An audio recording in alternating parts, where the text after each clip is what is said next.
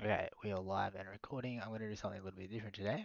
Um, I have to do a Casper test tomorrow, so this isn't going to be GAMSAT today. This is going to be a bit of Casper practice test. I don't really know what I'm getting myself into here, so this is going to be the first time I'm sort of seeing these type of whatever this thing is. So you're all going to be along for the ride with me.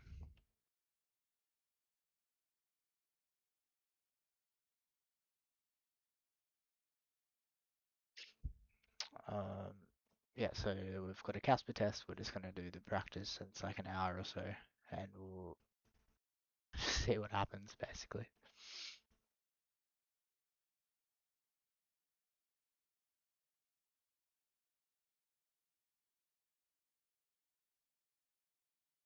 This is my test, practice test, start practice test, start practice test. Let's teach it. Okay. It's better. It's 6,000. Let's do a systems check first, actually.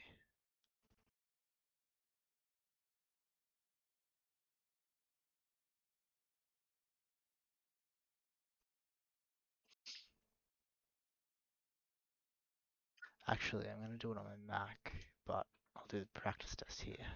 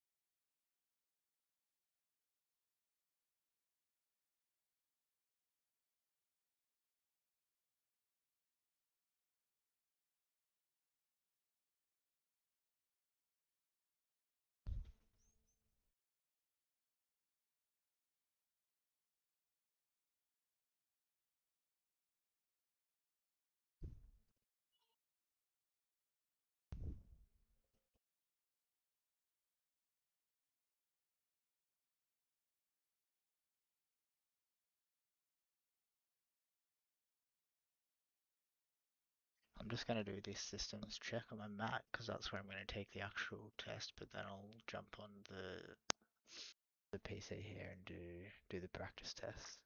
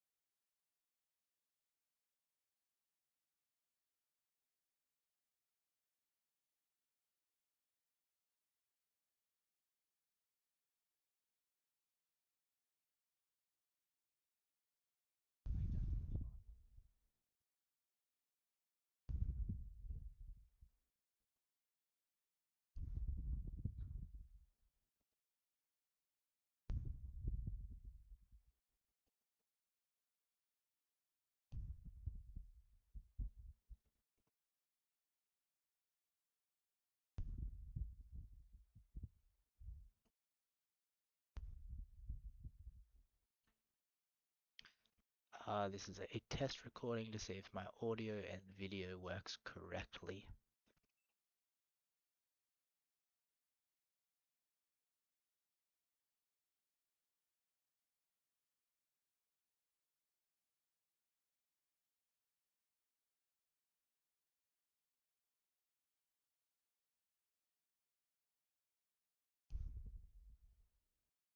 Done. Simple.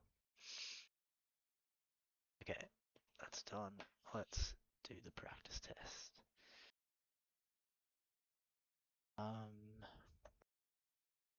Problem is, yeah, the webcam is going to be an issue.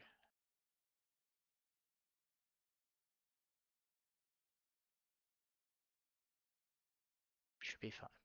Hopefully, if it's not, then that's okay.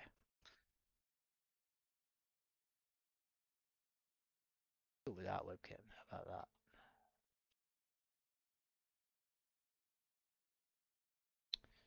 that? Let's do that.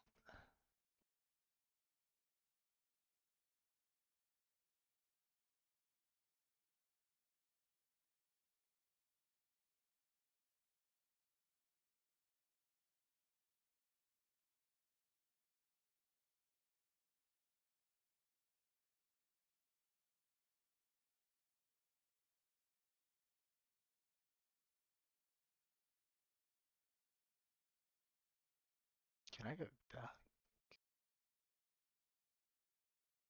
2 hours?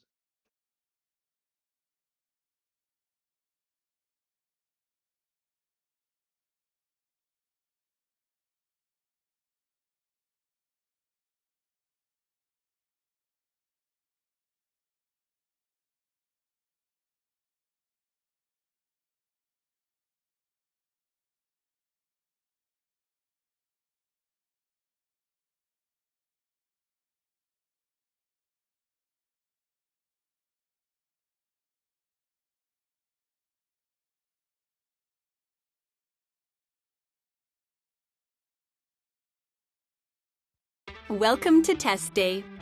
Before you begin, let's go over some information about your Casper test. What to expect during the test. The Casper test will present you with a number of scenarios that simulate social or workplace dilemmas. You will be given time to respond to each scenario, describe how you deal with the situation, and explain your reasoning. How are your responses recorded? Casper is divided into 2 response sections. In the first section, you will be asked to give your responses on video. In the second section, you'll be asked to type your responses. There's an optional break between the 2 sections, as well as midway through the typed response section, so you can take a few minutes to stretch your legs, grab a snack, or go to the bathroom. How much time do you have for each scenario? After each scenario is shown, you will have 30 seconds of reflection time to think about how you want to respond. For the video response section, you will have 1 minute per question to record your response. Your recording will be uploaded automatically once the timer runs out. For the typed response section, you will have 3.5 minutes per scenario to type your response, and your responses are automatically saved. What happens when the timer runs out before you finish your response? If the timer runs out before you finish answering, don't panic. This happens to a lot of applicants. Relax, take a deep breath, and start fresh on the next question or scenario. If you finish responding before the timer runs out, you can click Submit to move on.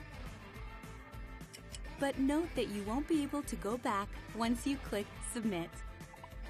Important reminders. Number 1. Please remember you must take the test alone without the assistance of outside personnel or technology, unless you have explicit approval for testing accommodations from the Acuity team. Number 2. You must use a desktop or laptop computer with a working webcam and microphone. Note that mobile devices, including tablets and iPads, are not supported. Number 3.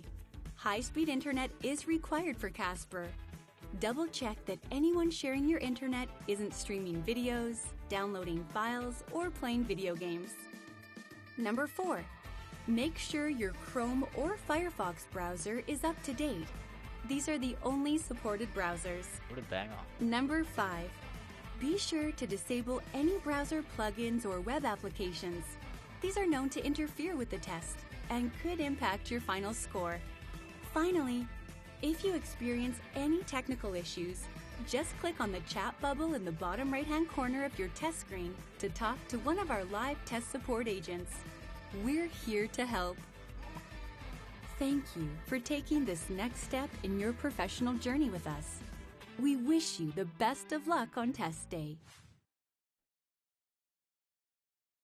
But that's okay.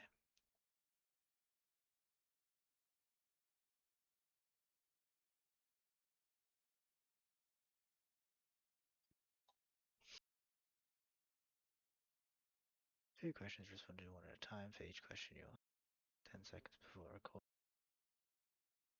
When we start, what's up?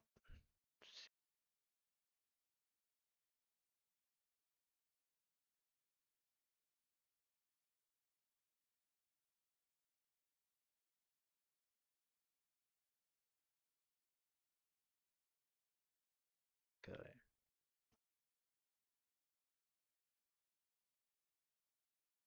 Coworker.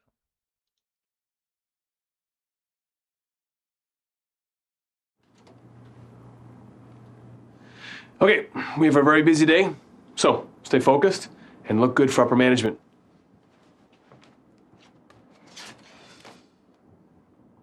Jane, do you know what to do with these transfer requests? No, ask Gary. He might know.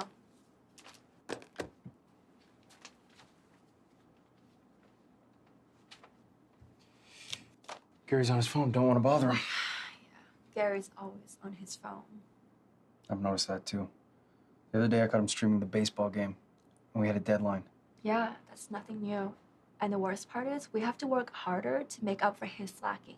At the end of the day, he gets to take all the credit for it. We should tell upper management. I wouldn't if I were you. Gary and the director are best friends. Even if the director believes you, he's not going to do anything about it. That's not fair. Not only does he get paid more, in the end he gets to take credit for all our hard work. It's just the way it is. So we're just supposed to accept it.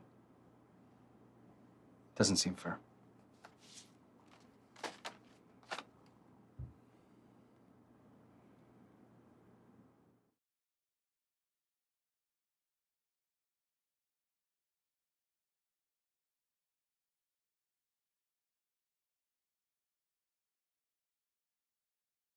Can't remember their names. Was it Danny?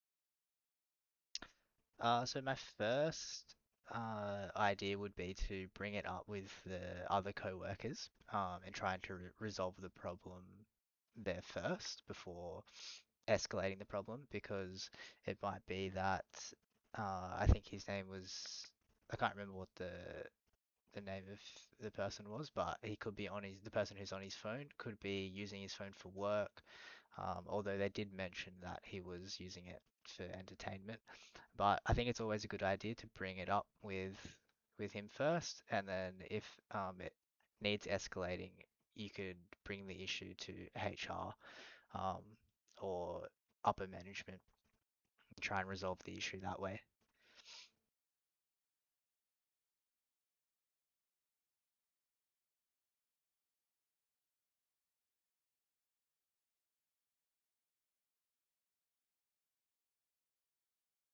I should have said how to bring it up.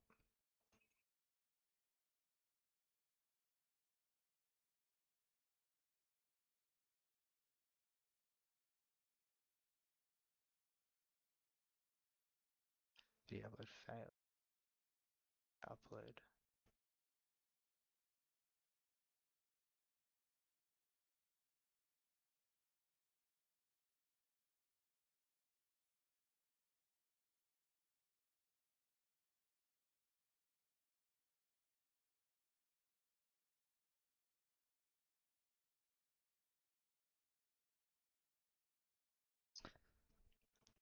I think it makes more sense that he feels it possible to use his phone during work if Gary's completing his work outside of hours as well. But it's also important to consider that not everyone wants to work outside of the staff hours, and so where there's teamwork or collaboration, it's going to be difficult to engage with Gary because he's on his phone. Uh, but then again, I would also um, ask Gary his side of the story and why he feels it necessary to be on his phone, and if there's anything that we could do, as a team to work around what he feels is necessary to get his work done as well.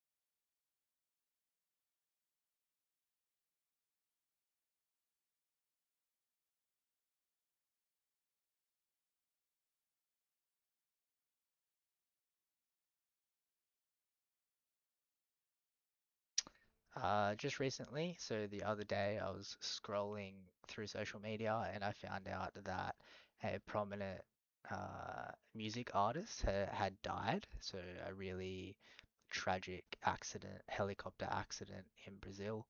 Um, Two helicopters collided and everyone involved ended up passing away. Um, and I think that had originally when I found that out, I was shocked. I didn't know the artist that well. I've heard some of their songs, but I think just the suddenness of it shocked me.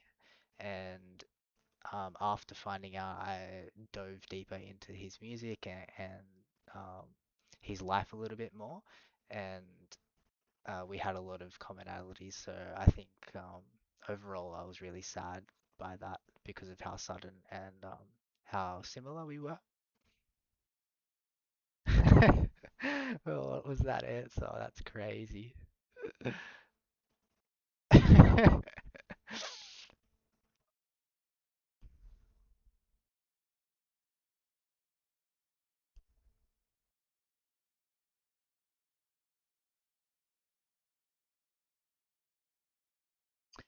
This piece of news in particular was quite tragic and quite uh, it happened so all of a sudden. This person passed away, and this prominent music artist passed away, and um, I think it kind of made me realize how even people you don't really know, when something like that tragic happens and there's an accident, it can still affect you, and um, quite surprisingly as well. So I think it influenced me in a way that you don't really know how close you are to someone or something until something happens. What in the world are these answers? It's crazy.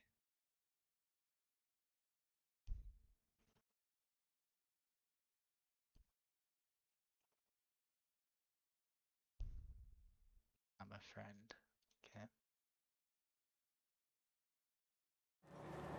All the grades, right? Hey, what are you looking at? Oh, I found these baseball cards in Miss Thompson's basement. Wow, these are old, and they're still in great condition. Right? Some of them go back to the 1920s. This could be worth a lot of money. That's what I was thinking. So I started calling some of the sports memorabilia shops around town. Wait, she's just letting you have these? Yeah. She said just take them. She probably thinks they're worthless. Don't you think that's taking advantage of her a little bit? If you know how much these are worth, you should probably tell her. Why? If we weren't helping her move out, she'd just throw them away anyway. Hey, come on, back me up here. If the situation was reversed, you'd want to know what you just gave away. We've known Miss Thompson almost our entire lives. It's not right to do something like that to her. She won't know the difference. Besides, she'd just give it to somebody else. Why not us? Like you said, we've known her our entire lives. Come on. What would you do in this situation?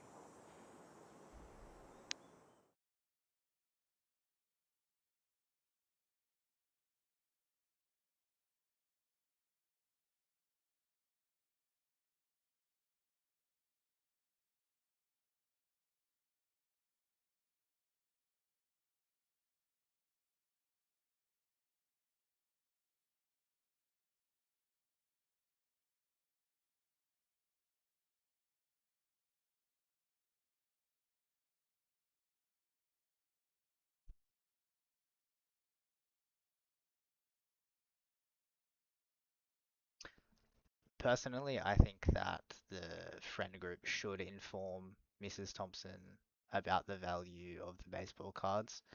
Um, it also depends on the context of how she asked them to clear out her basement. Um, but even then, I would still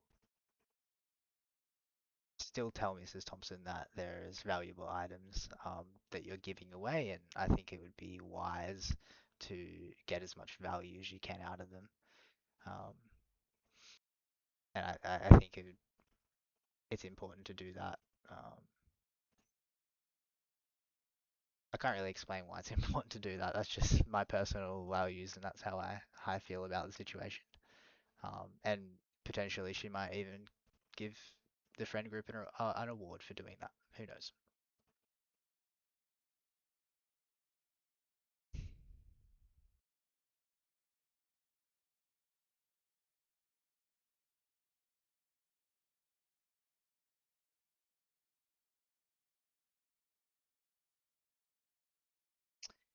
Uh, Assuming that Mrs. Thompson is wealthy, I don't think it would really affect my decision to, um, or my belief that you should tell her of the worth of her items, if she's asked you to give them away.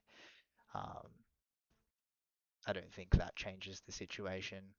If anything, she might even give you an award um, for doing that, given that she's rich and might not need the money. Um, I think my reasoning is just based on my feeling of the situation and what is right and wrong in that situation. Um, it also depends on the context of how she's asked you to get rid of her cards, or maybe the reasoning behind getting rid of the cards as well. That should also be taken into consideration.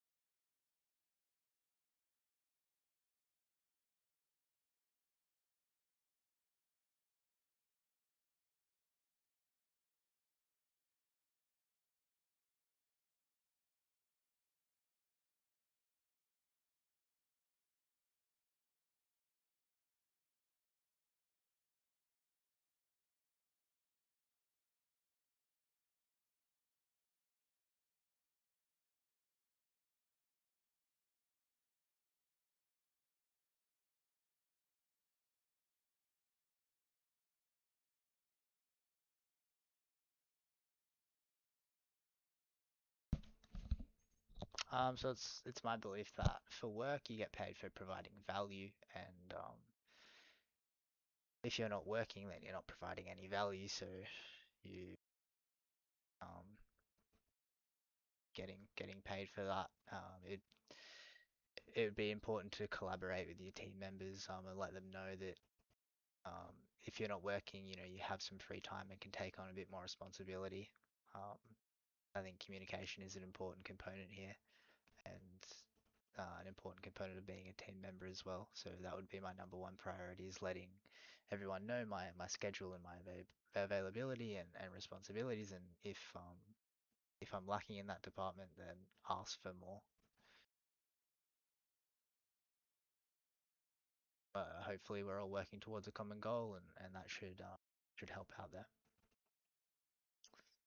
This is hard. They're so fast. Taking time or anything, that's crazy.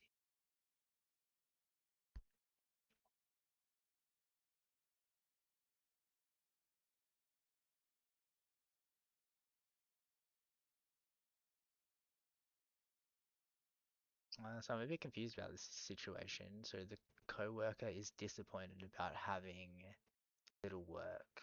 How would you help them make attitude? Um,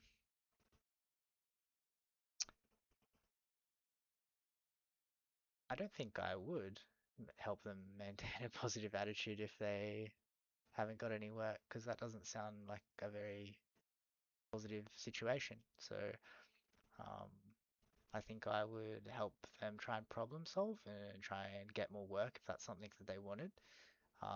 Maybe look for another job where they can have more work, and potentially collaborate with other team members so that they are aware of the situation as well, and hopefully they might be able to provide more work.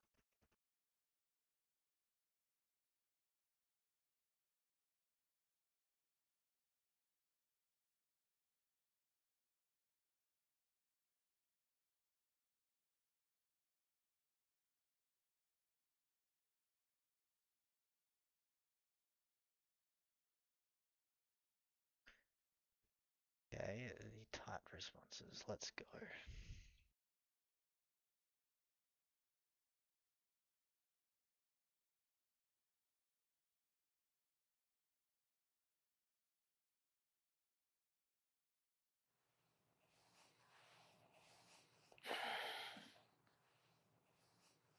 I can't believe this. I can't believe this is happening. Mel, what's wrong? I just got fired, and I might have to go to court. Why? What happened? Okay. So last week I had a guest who had requested his meal without gluten because they had an allergy. Yeah, and those requests need to be taken seriously. Definitely, I totally agree. But he ordered the pineapple chicken salad. But that doesn't have any gluten in it. I know, so I told him it wasn't a problem. However, one of the cooks on the line was new and got mixed up. He added breadcrumbs to the salad. Oh no. And you didn't know? Nope, and the guest didn't notice until it was too late and he was already having a severe reaction. Oh, Mel. Is he okay? Yes, he's fine now, but he had to be taken to the hospital. It was a big scene, and now he's furious, and his wife said they're considering suing the restaurant. Wow. But that doesn't sound like it's your fault. That's the reason why we have ingredient lists with all the meals, so we can avoid this problem. But management said because I didn't inform the kitchen of the allergy that it's my responsibility. And that means I will be on the hook for any settlement. Okay, I agree you should inform the kitchen. But it's a misunderstanding. You shouldn't bear all the responsibility. I really need this job, and I can't afford a lawyer if there is a lawsuit. I've never made a mistake at work before. I understand the severity of this, but it isn't exclusively my fault. But I don't know what my options are. What do you think I should do?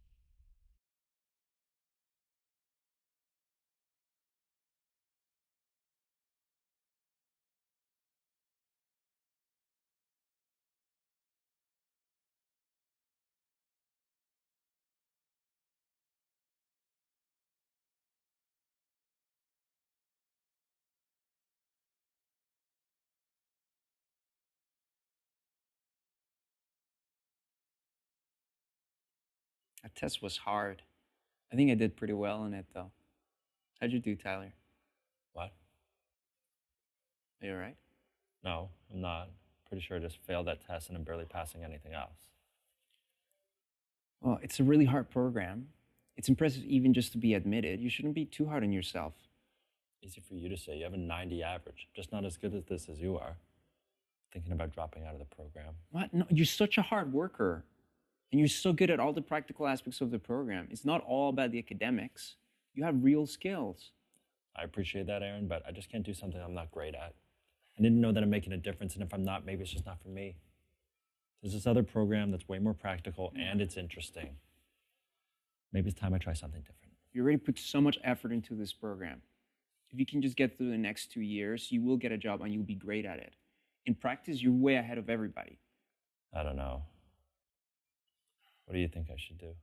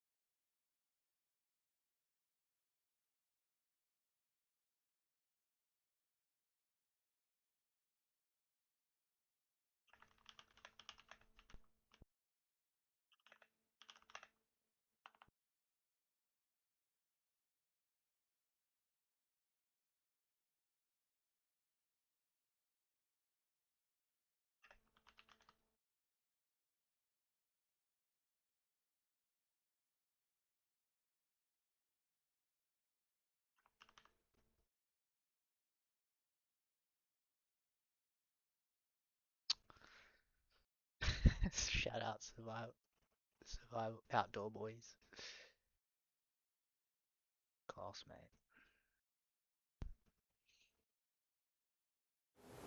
Did you hear what happened to Michael? His bike got stolen over the weekend. That's awful. He uses it to get everywhere. He thinks he figured out who stole it, though.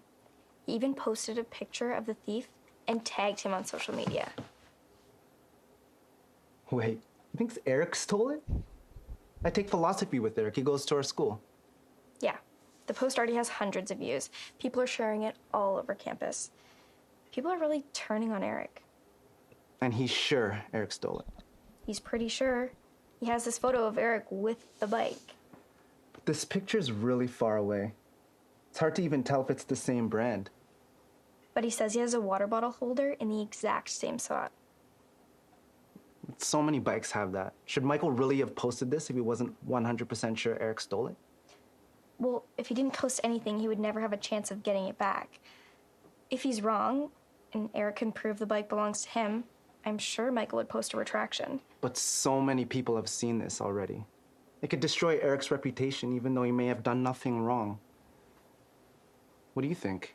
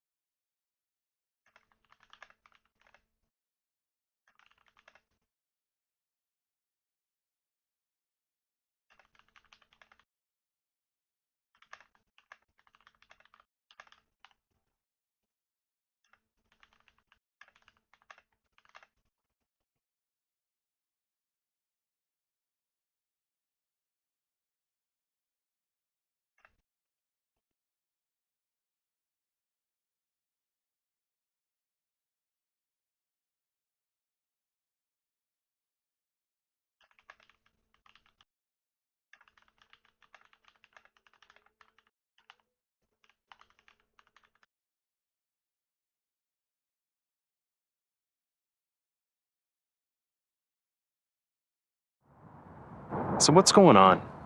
You've seemed anxious all morning. Between us, remember the announcement our boss made on Monday about the office supplies and how we're gonna have to buy our own because she noticed that they were severely depleted? Yeah, I mean, she seems pretty serious about that. She thinks that people are, like helping themselves to the supplies for their own personal use. Well, she's right. I had to come back to the office last night to pick something up, and as I was walking in, I happened to see Jack stuffing his backpack full of office supplies. Jack? Isn't that the boss's son? Yeah. You think Jack realized that you saw him taking the stuff? I don't know, but I know he did see me on his way out of the office. Wow, so what are you gonna do? Are you gonna tell the boss? I don't know. When I came into work this morning, she called me into her office, and apparently Jack told her of all my hard work and recommended me for a promotion. Oh, you think Jack's doing that so you don't tell on him for stealing? Seems that way. I mean, look, even if you were to tell her, right, do you think the boss would actually believe that it's her own son stealing? Exactly. And that might just jeopardize my whole promotion. Yeah, that's a tricky one. I know. What do you think I should do?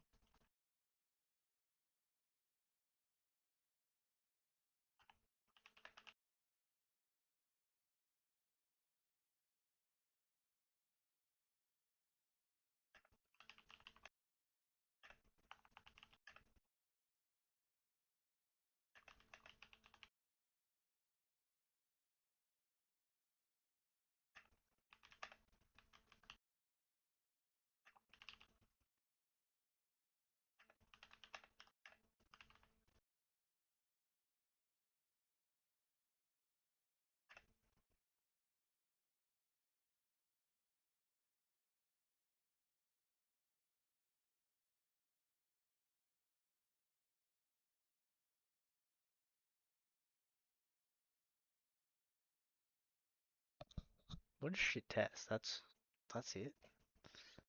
Maybe I just did it shit, but okay. Really like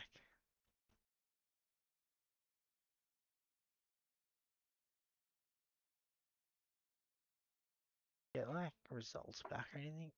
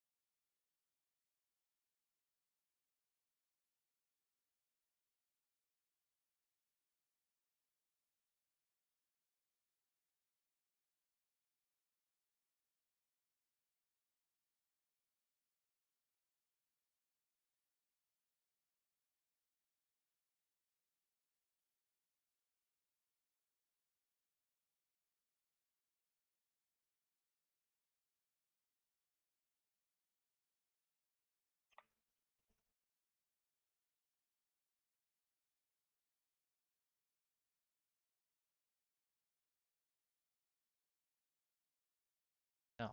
Well, that's okay.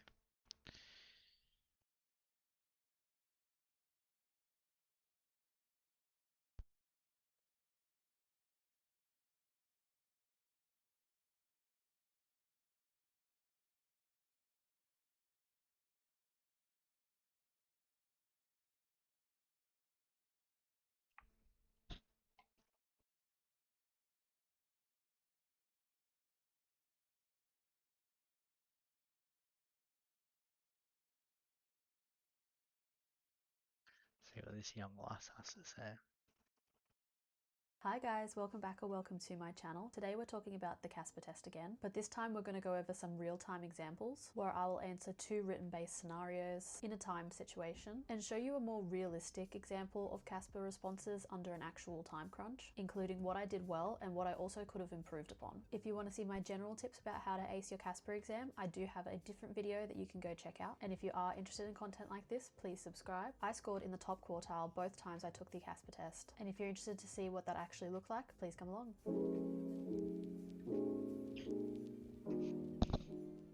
Now I'll just do a quick recap for what exactly the Casper covers. As of the 2025 to 2026 application cycle, it has actually changed slightly. The Casper still has 2 sections, but it's 11 scenarios instead of the previous 14, so the test is a little shorter overall. In terms of the word-based scenarios, there are also now 2 questions instead of 3, with a modified 3.5 minutes instead of the former 5 minutes. For the purpose of this video, I'm going to be focusing on the word-based questions. Back when I prepped for this test 2 different times, I still had 3 questions in 5 minutes. So in this video, I'll walk you through exactly how I answered them back then. Just keep in mind that the format has slightly changed, but the approach and reasoning still apply. Now, for the sake of this video, I didn't give myself any time to prepare, no second takes, nothing. I wanted it to be as realistic as possible, so you could see exactly how I think through the scenarios, which look absolutely nothing like all of those picture perfect exemplars that you see online. Now, I'm just going to talk over the time lapse of me completing the questions, but I did want to show you that I am actually doing it in 5 minutes and I didn't edit or anything. This first example covered how you've recently moved in with a fellow student who is also your classmate. Over the past few weeks, you've noticed they've been skipping classes and failing to complete group assignments you're both responsible for. When you bring it up, they get defensive and tell you they've been dealing with personal issues, but they don't elaborate.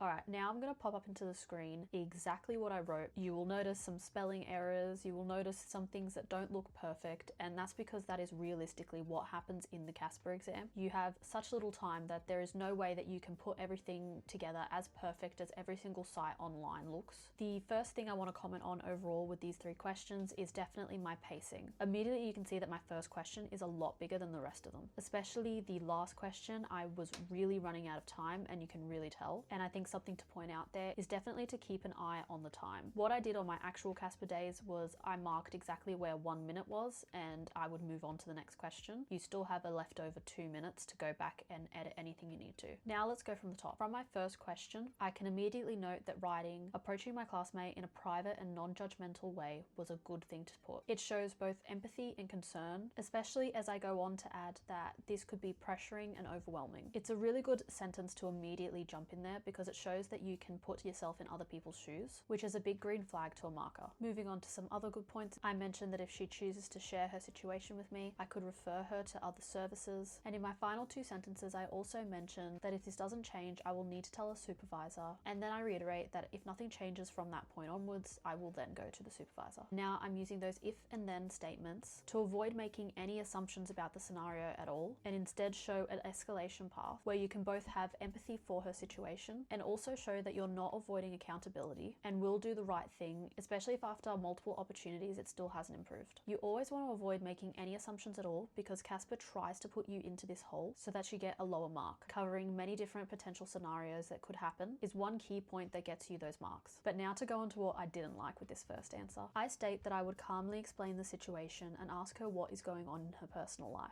Looking back on it now without the time constraints, this is a bit direct and I would rather rephrase how I said this. I would prefer to say something like, is something going on that is making it hard to keep up? This phrasing is just a little less pressuring. I also say later on in this question that I would give her a warning. It sounds a bit like a threat looking back on it, and I wish I had chosen a better word. Something better would be, if this continues and impacts the group, I may need to involve a supervisor. This sounds a lot less harsh and definitely has a bit more of an empathetic tone to it, which I think is important when you're sitting your Casper exam. Moving on to my second question, I was already starting to run out of time here, but I mentioned that I would approach with empathy first before anything and allow her the benefit of the doubt. Again, this is a good thing to add right off the bat as it's showing your empathy and is avoiding making any of those assumptions. Another good thing is I say again, if after multiple attempts she's not taking responsibility, my academic responsibilities would need to take over. This was another good way of showing that escalation path and demonstrates how you have both empathy but also can take accountability. However, again, as I was running out of time, there were some harsh statements that I would prefer to change. I use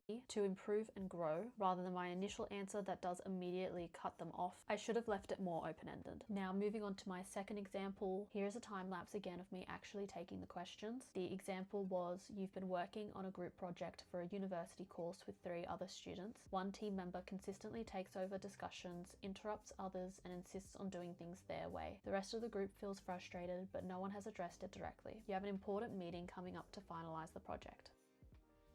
Now, before I break down all of the 3 questions, I just want to say that I struggled with the flow on this one, and I think you can really tell. But the way I managed this was by immediately skipping the first question, because this one for some reason immediately had me stumped, and went on to write the next 2 instead as they were flowing easier. This is a really good strategy that really helped me in my actual Casper exam, as there's such little time that if a question had me completely stopped and unable to think, I would just move on to the next one, and either the second question will jog something in your memory that gives you an answer to that first question, or you've gone on to give a good answer to the question you knew how to, rather than wasting time on one that you just didn't know how to answer. It is much better to get those marks elsewhere from a good response rather than wasting your time on a response that might end up being bad. The first question was about what you would do before or during the upcoming meeting. Now, I wrote that I would discuss with the rest of my group members, which was a good addition as it emphasizes and shows team collaboration, especially prior to escalating on your own, and this is one of the key behaviors that they do look for. And then I also mentioned that prior to the meeting, I would approach them in a private way, as I don't want them to feel like I'm accusing them. This is again good as it's showing your empathy and how you're giving them opportunities by themselves to realize and understand what they're doing in a non-confrontational and private way. It shows your understanding of group dynamics and how public confrontation might make others feel. In terms of the rest of my response, I think you can really tell that I left this question for last. I mentioned that I would share advice amongst ourselves of how to handle this. Of course, looking back on it, you can think of so much better ways to phrase it, and it's also incredibly vague. Again, it's always better to put action rather than just writing, sharing advice. Something better would be to agree on a constructive approach before the meeting. Overall, probably my weakest response across both scenarios, but I do want to mention that this is completely 100% realistic to what I did on the actual Casper. You will not answer every response perfectly. What is always good is that every scenario is marked by a different person and they consider the... That's enough. Yeah, pretty good. We're gonna call it here. Hopefully wish me luck in the Casper test tomorrow. and no Cam today, unfortunately. We did have it for a little bit, but I needed it for something else. So see you next one. Going.